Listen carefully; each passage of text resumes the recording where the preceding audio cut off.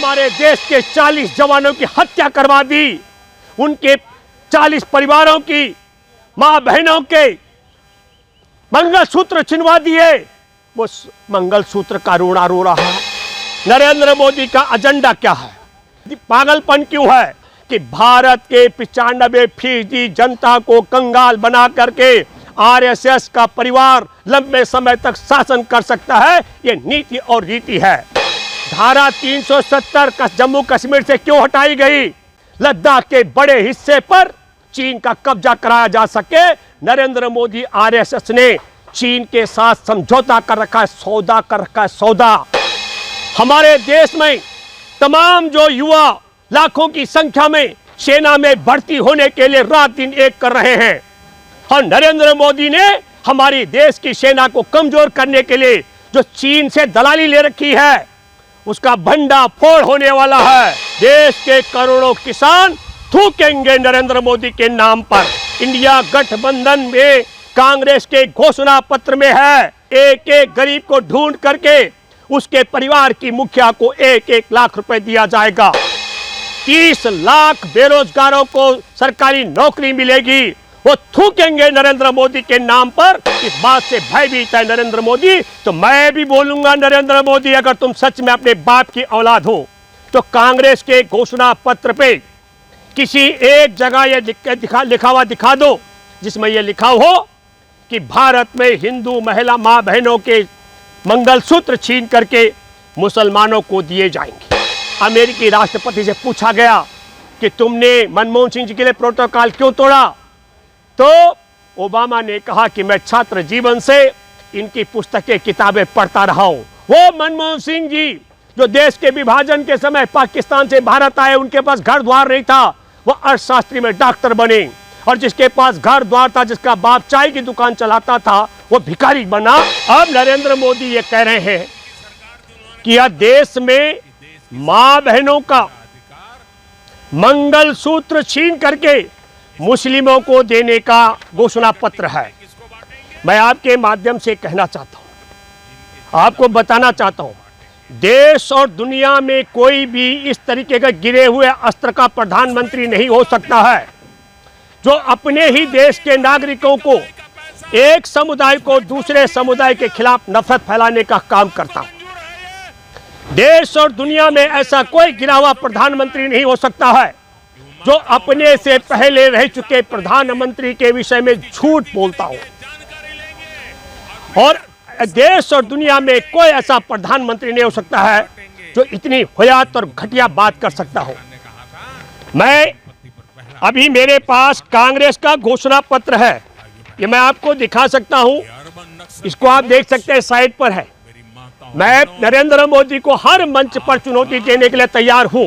जैसे नरेंद्र मोदी ने कहा था अखिलेश यादव के तुम असली विध्वंसी हो, तो मैं भी बोलूंगा, नरेंद्र मोदी, अगर तुम सच में अपने बाप की औलाद हो तो कांग्रेस के घोषणा पत्र पे किसी एक जगह ये लिखा हुआ दिखा दो जिसमें यह लिखा हो कि भारत में हिंदू महिला मां बहनों के मंगलसूत्र छीन करके मुसलमानों को दिए जाएंगे। अगर तुम सच में तुमने अपनी मां का दूध पिया है तो जरा घोषणा पत्र में दिखा दो कि कहीं मुस्लिम लीग लिखा हुआ है क्या, या घोषणा पत्र के किसी पन्ने पर भारत के टुकड़े टुकड़े करने की बात लिखी गई है क्या, या भारत के युवाओं का भविष्य बर्बाद करने की बात कही गई है क्या। असल बात क्या है मेरे प्यारे देशवासियों, नरेंद्र मोदी का अस्त्र, नरेंद्र मोदी का चरित्र, वाणी और भाषा, इस अस्त्र पर गिरने का क्या कारण है? कांग्रेस के घोषणा पत्र में बहुत साफ है, न्याय करना है इस देश के बेरोजगारों के साथ। 30 लाख बेरोजगारों को सरकारी नौकरी मिलेगी। वो थूकेंगे नरेंद्र मोदी के नाम पर। इस बात से भयभीत है नरेंद्र मोदी। देश के करोड़ों बेरोजगार इंडिया गठबंधन को जिताने के लिए वोट कर रहे हैं। ये तमाम खुफिया एजेंसियों ने जानकारी दी, इसलिए नरेंद्र मोदी की भाषा बदल गई। अब नरेंद्र मोदी मंगलसूत्र बचाने की बात करने लग गया। हमारे देश में किसान जिनको एमएसपी की गारंटी और किसानों को कर्ज माफ होने वाला है, इंडिया गठबंधन की सरकार बनने के बाद नरेंद्र मोदी किसी भी कीमत पर देश के किसानों को एमएसपी की गारंटी और कर्ज माफ नहीं करना चाहता है। और इंडिया गठबंधन की सरकार बनने के बाद एमएसपी की गारंटी किसानों को मिलने वाली है और कर्ज माफ होने वाला है। देश के करोड़ों किसान थूकेंगे नरेंद्र मोदी के नाम पर। हमारे देश में जब हमारे देश के गरीबों का एक एक गरीब की पहचान करके देश के करोड़ों गरीबों को नरेंद्र मोदी तो मात्र 81 करोड़ गरीबों को 5 किलो राशन दे रहा है। इंडिया गठबंधन में कांग्रेस के घोषणा पत्र में है एक एक गरीब को ढूंढ करके उसके परिवार की मुखिया को 1-1 लाख रुपए दिया जाएगा। इसलिए वो गरीब परिवार थूकेंगे नरेंद्र मोदी के नाम पर जो 5 किलो राशन में गरीबों को वोट वसूल करने की बात कर रहा है। तो हो ये रहा है कि करोड़ों बेरोजगार युवा इंडिया गठबंधन के साथ खड़े हो गए, करोड़ों किसान परिवार इंडिया गठबंधन के साथ हो गए, करोड़ों गरीब परिवार इंडिया गठबंधन के साथ हो गए। हमारे देश के अंदर युवाओं को युवतियों को 1 साल की अप्रेंटिसशिप में 1-1 लाख रुपए दिया जाएगा। डिप्लोमा कर रहे युवा युवतियां और डिप्लोमा करके अपने भविष्य को बनाने वाला युवा युवतियों का पूरा जन समर्थन कांग्रेस को मिल रहा है। तो नरेंद्र मोदी की परेशानी का बड़ा कारण है। हमारे देश में तमाम जो युवा लाखों की संख्या में सेना में भर्ती होने के लिए रात दिन एक कर रहे हैं और नरेंद्र मोदी ने हमारी देश की सेना को कमजोर करने के लिए जो चीन से दलाली ले रखी है उसका भंडा फोड़ होने वाला है। कांग्रेस की अगुवाई में इंडिया गठबंधन की सरकार बनेगी और अग्निवीर व्यवस्था खत्म कर दी जाएगी। तो देश में जो लाखों युवा फौज में भर्ती होने वाले हैं वो सब कांग्रेस के साथ इंडिया गठबंधन के साथ खड़े हैं।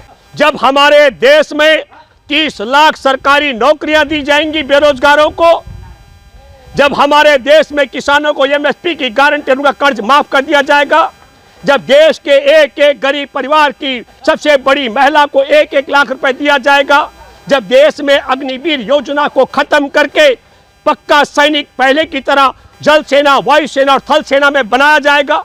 नरेंद्र मोदी का एजेंडा क्या है, पागलपन क्यों है? तो 2047 तक इस देश के न किसानों को एमएसपी मिलनी चाहिए, न कर्ज माफ होना चाहिए, न बेरोजगारों को रोजगार मिलना चाहिए, न गरीबों को 1 लाख रुपए सालाना मिलना चाहिए, न अग्निवीर योजना खत्म करके सेना का दोबारा से सम्मान और सैनिकों का सम्मान कायम होना चाहिए।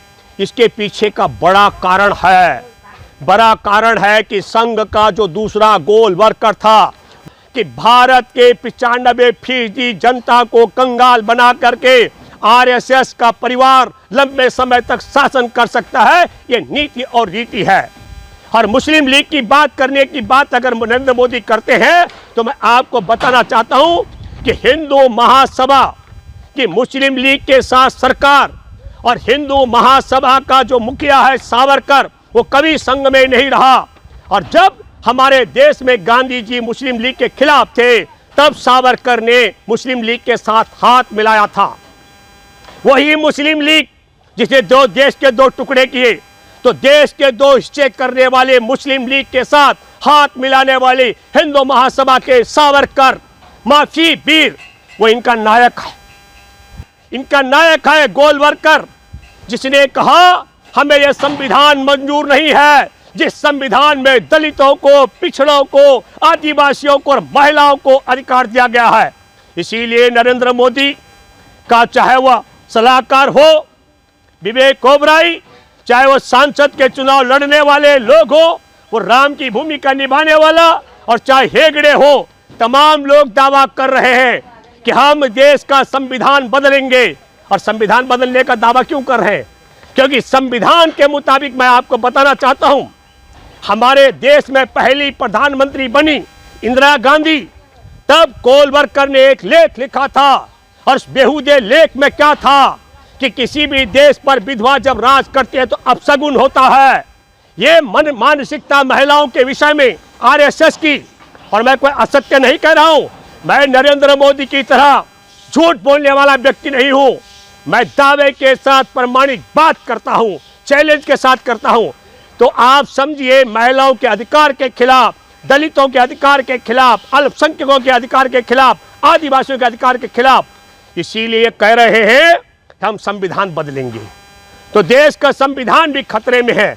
और तब मैं आपसे अपील करता हूं, जिस तरीके से देश के करोड़ों बेरोजगारों ने 30 लाख नौकरियों के पक्ष में 102 सीटों पर चुनाव में इंडिया गठबंधन के पक्ष में वोट मतदान कराया, देश के करोड़ों किसान परिवारों ने एमएसपी की गारंटी और कर्ज माफी के लिए इंडिया गठबंधन के पक्ष में मतदान करवाया, देश के गरीब परिवारों ने साल में महिला को 1 लाख रुपए के लिए इंडिया गठबंधन के पक्ष में मतदान कराया, देश की सेना में भर्ती होने वाले सैनिक और जो सेना में है उनके परिवारों ने लाखों लाख ने इंडिया गठबंधन के पक्ष में मतदान कराया।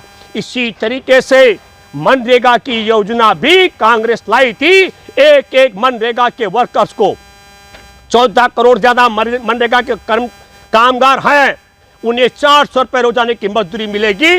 तो मनरेगा के मजदूर 14 करोड़ इंडिया गठबंधन के साथ, 15-16 करोड़ किसान परिवार इंडिया गठबंधन के साथ, करोड़ों बेरोजगारों के परिवार इंडिया गठबंधन के साथ, देश के सेना और सेना में भर्ती होने वाले तमाम परिवार इंडिया गठबंधन के साथ है।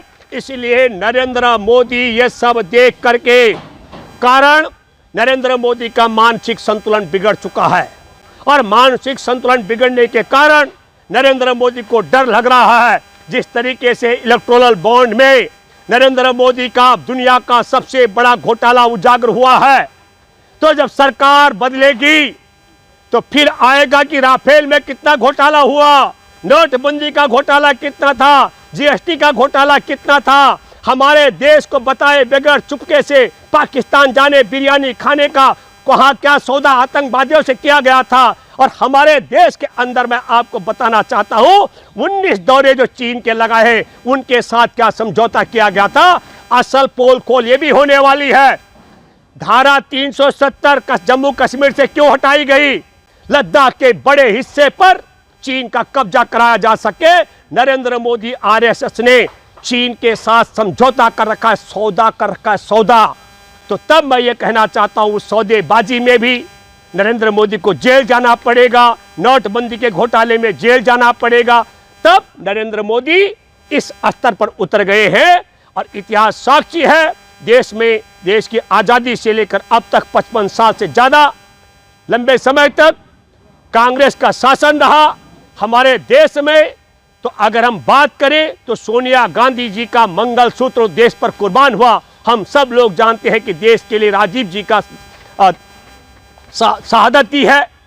और नरेंद्र मोदी जी को मंगलसूत्र की चिंता सताने लग गई है, जिस व्यक्ति ने अग्नि के 7 फेरे लगा करके जसोदा बेन के गले में मंगलसूत्र बांधा, हर बिना निर्दोष महिला का त्याग कर दिया।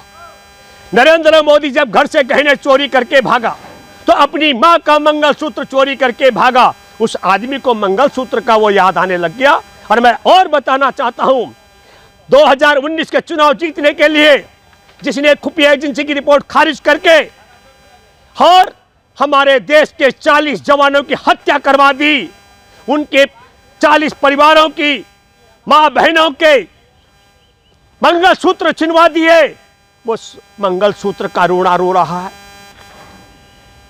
ओबामा ने प्रोटोकॉल तोड़ा था। किस बात के लिए प्रोटोकॉल तोड़ा था? मनमोहन सिंह जी को जब विदा करने उनके स्वागत के लिए गया, एक सीमा से बाहर गए तो अमेरिकी राष्ट्रपति से पूछा गया कि तुमने मनमोहन सिंह जी के लिए प्रोटोकॉल क्यों तोड़ा? तो ओबामा ने कहा कि मैं छात्र जीवन से इनकी पुस्तकें किताबें पढ़ता रहा हूं। वो मनमोहन सिंह जी जो देश के विभाजन के समय पाकिस्तान से भारत आए, उनके पास घर द्वार नहीं था, वो अर्थशास्त्री में डॉक्टर बने। और जिसके पास घर द्वार था, जिसका बाप चाय की दुकान चलाता था, वो भिखारी बना। ये समझना पड़ेगा। एक आखिरी बात आपको मैं बताना चाहता हूं। जापानी पार्क में इस आदमी ने क्या भाषण दिया दूसरा। मनमोहन सिंह जी की सरकार के समय इसको कहते हैं वस्त्र का चीरहरण। इसने कहा यह सरकार साड़ी बदलती है, साड़ी के अंदर का नाड़ा बदलता है और नाड़ा के अंदर का माल नहीं बदलती है। जूता उठा के पूछिए इस आदमी को कि साड़ी के अंदर का नाड़ा और नाड़े के अंदर क्या माल होता है। ऐसी बेहूदगी बात करने वाला दुख और अफसोस की बात है कि ये प्रधानमंत्री की कुर्सी पर बैठा हुआ है। लेकिन मैं एक बात फिर आपसे कहना चाहता हूं, मेरे प्यारे देशवासियों, आप अपने बेटों को, बेटियों को, पोता पोतियों को, धोता धोतियों को पढ़ाना लिखाना चाहते हो, मनमोहन सिंह जी की तरह और शास्त्री मतलब डॉक्टरेट की डिग्री वो हासिल करे, उस राह पर बढ़ाना चाहते हो, और आप सम्मान देश में फर्जी डिग्री वाले नरेंद्र मोदी का करते हो, ये विरोधाभास जो आपके मन में है, इसका भी आपको त्याग करना चाहिए। धन्यवाद।